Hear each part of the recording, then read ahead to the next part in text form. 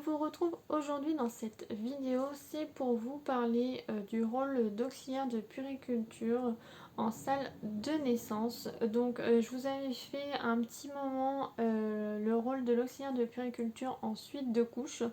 Et là du coup j'ai un petit temps pour vous dire du coup son rôle en salle de naissance. L'auxiliaire de puériculture au bloc a deux rôles. En fait, il faut s'occuper donc de la salle de naissance, mais il faut également s'occuper des consultations. Donc ce que j'appelle consultation, moi où je suis, ce sont les consultations d'urgence gynécologique où nous allons recevoir des patientes.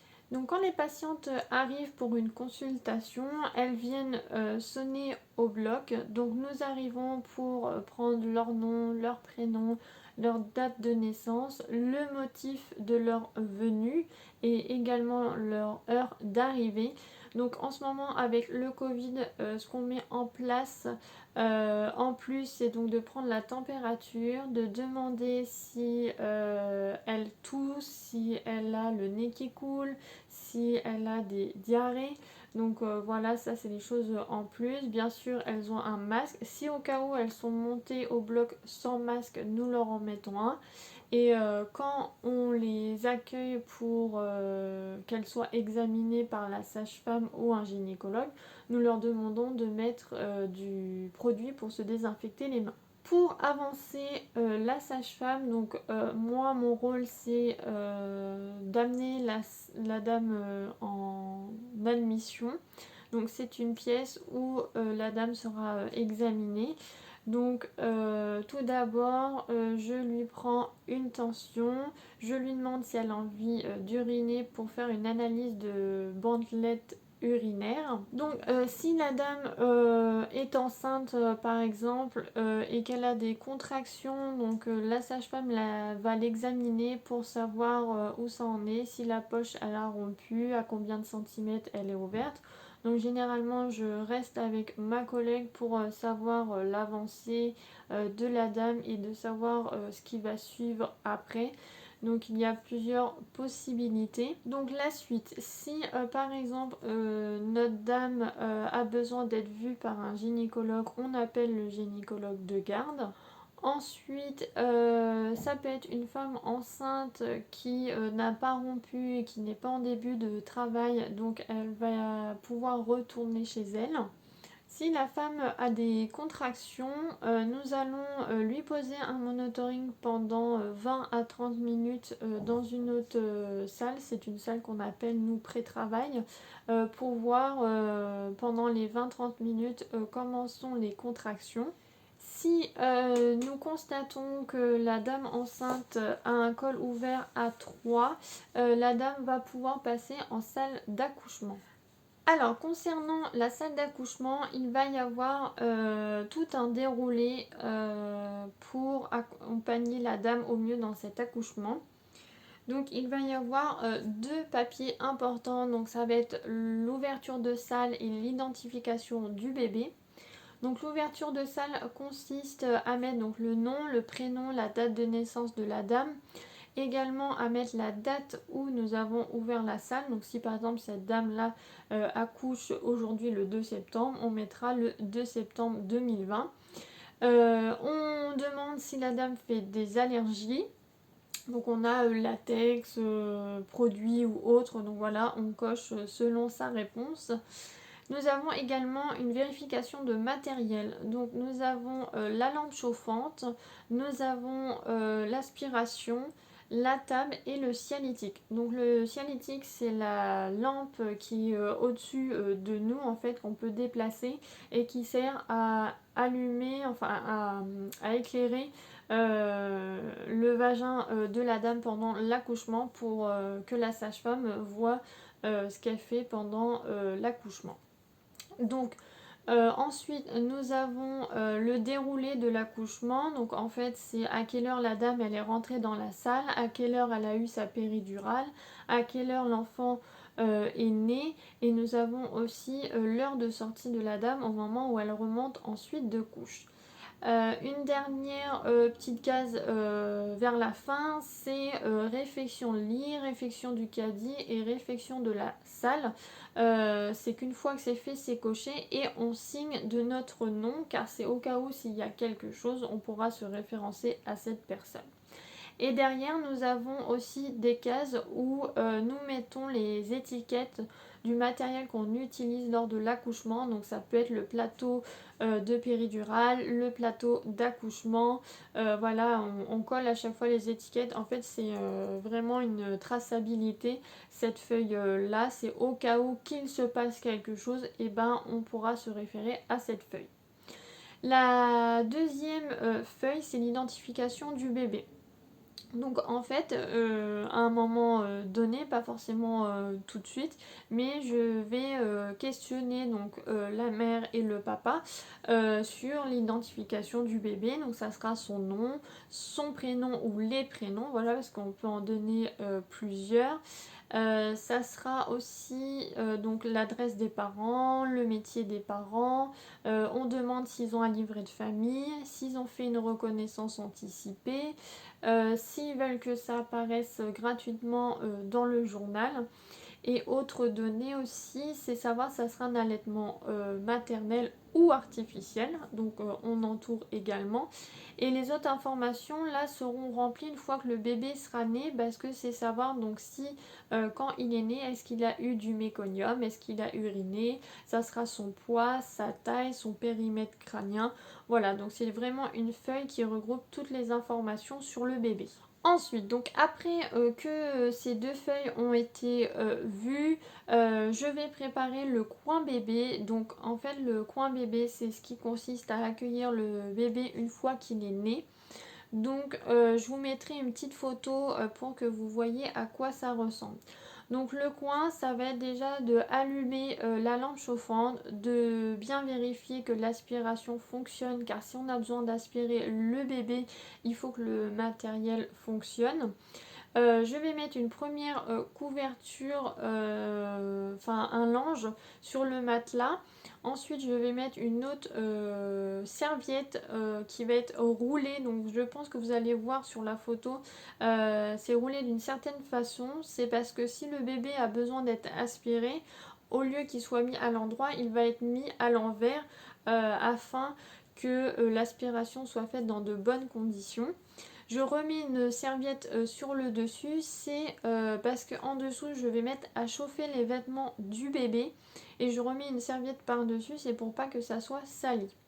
Vous trouverez également sur ce coin bébé donc des compresses, le clan pour faire le cordon ombilical, enfin quand il sera coupé et que ça soit propre. Vous allez trouver aussi une couche, un gant de toilette, du sérum fille, du savon et aussi de la biseptine. Voilà, ça sera pour désinfecter pareil le cordon ombilical du bébé.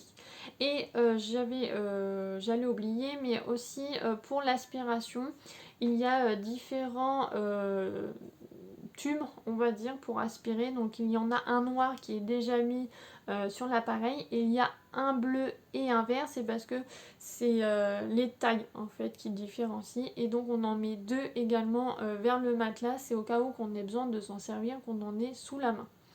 Je vais mettre aussi également le collyre, donc c'est pour la désinfection des yeux. Et aussi la vitamine K. Voilà, c'est ce qu'on donne à chaque bébé, la vitamine K. Et aussi le collyre, c'est pour éviter les infections des yeux. Je vais remplir également un bac d'eau avec du produit désinfectant. Ça va servir à mettre les outils utilisés pendant l'accouchement. Une fois que l'accouchement est terminé, on met ces outils à désinfecter dedans. Donc ensuite, nous avons la préparation en deux temps de la table de péridurale et de la table d'accouchement. Je dis en deux temps car généralement on prépare la table de péri. Une fois que la péridurale est posée et qu'on sait que par exemple la dame est à complète ou est à 8 cm, on va préparer la table d'accouchement. Pour une épisiotomie, une table aussi sera faite. Donc après l'accouchement, on refait une table propre pour l'épisiotomie, on ressort du matériel et c'est parti pour que la sage-femme puisse recoudre dans de bonnes conditions la maman. Alors concernant les soins du bébé, c'est pareil, ça va se passer en 2 étapes.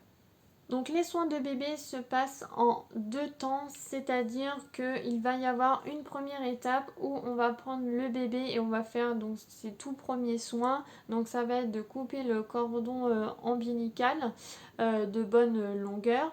Ensuite nous allons lui mettre une couche. Nous allons mesurer son périmètre crânien, sa taille, on va regarder son poids également. C'est là que le médecin, enfin que la sage-femme peut faire un premier examen médical. Donc c'est là qu'on voit quand ils les font marcher, c'est vraiment rigolo qu'ils aient ce réflexe-là. Elle va regarder au niveau, si c'est un garçon, au niveau des testicules si ça va. Elle va regarder au niveau de l'anus, pareil, que ça soit fille ou garçon, si le trou est bien fait. Elle va regarder au niveau du cœur, elle va regarder au niveau des jambes, enfin voilà, fait un examen un peu rapide mais quand même approfondi pour voir si tout va bien. Donc, à ce moment-là, une fois que la sage-femme a fait son examen, je peux faire un shampoing au bébé. Je lui mets donc sa couche, ses chaussettes et son bonnet et là je peux proposer à la maman ou le papa de faire du pot à pot. Après 1 heure de vie, généralement on propose l'allaitement, donc soit la mise au sein ou un biberon. Donc 2 heures après l'accouchement, donc c'est le bilan des 2 heures pour la maman, mais c'est également le moment où je vais faire les derniers soins du bébé qui sont de mettre le collyre et de lui donner sa vitamine K. Je le rhabille également, donc je n'oublie pas de lui mettre son bracelet avec son nom et son prénom. Une fois que le bébé est rhabillé et que la maman est prête, nous allons appeler le brancardier pour qu'il puisse la ramener ensuite de couche. Une fois que la maman et le bébé sont remontés ensuite de couche, on va devoir refaire la salle de naissance. Donc ça consiste à nettoyer le lit, nettoyer les sols, refaire les caddies. Voilà, donc c'est une charge de travail qui est quand même assez importante et physique parce qu'on a des responsabilités car il faut faire attention à bien tout remettre en ordre pour qu'il ne manque rien pour le prochain accouchement et également physique parce que voilà on se plie un peu dans tous les sens, sous le lit, sur le lit, le matelas faut le porter pour qu'il sèche, enfin voilà c'est quand même assez physique. Il faut aller vite parce que des fois il nous arrive qu'on ait des accouchements successifs. Donc il ne faut pas perdre de temps à refaire les salles. Quand je vous parle de caddie ou de chariot, c'est bien sûr où se trouve le matériel. Donc c'est les aiguilles, les gants, les compresses, les plateaux de péridurale, les plateaux d'épisiotomie. Voilà, c'est vraiment un caddie qui est très important. Donc on a une liste dans la salle où on refait ce caddie, mais à force, je vous promets qu'on le sait par cœur à force de le refaire. Voilà, je tenais à vous expliquer le rôle de l'AP en salle de naissance. Donc comme je vous disais, il y a le côté consultation et le côté accouchement. Donc bien sûr, je vous ai un peu dit mon rôle dans le sens où ce sont les tâches que j'ai à faire, mais bien sûr en plus de cela, on aide pendant l'accouchement, la maman, on l'aide à pousser, à trouver un rythme pour que le bébé sorte.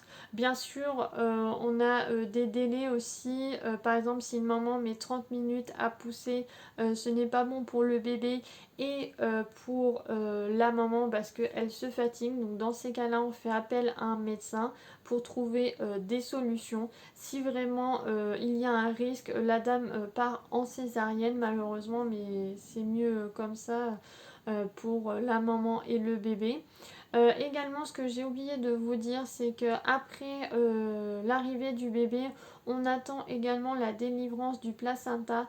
Donc c'est pareil, ça doit mettre à 15-20 minutes. Si le placenta n'arrive pas, il faut que la sage-femme aille le chercher dans la maman. Donc c'est pareil, elle s'équipe d'une certaine façon pour aller récupérer le placenta. Donc il y a un délai de 2 heures après l'accouchement, c'est pour voir en fait si la maman se remet bien de l'accouchement, s'il n'y a pas de saignement, donc c'est vraiment faire une surveillance. Et voilà, je pense que j'ai fait le tour. N'hésitez pas à vous abonner pour suivre mes vidéos, à me suivre sur Instagram parce que je vous poste des petites photos quand je suis en garde, donc c'est toujours intéressant. Pareil, n'hésitez pas à me laisser des commentaires si vous avez des questions. Activez la petite clochette pour être au courant des dernières nouvelles.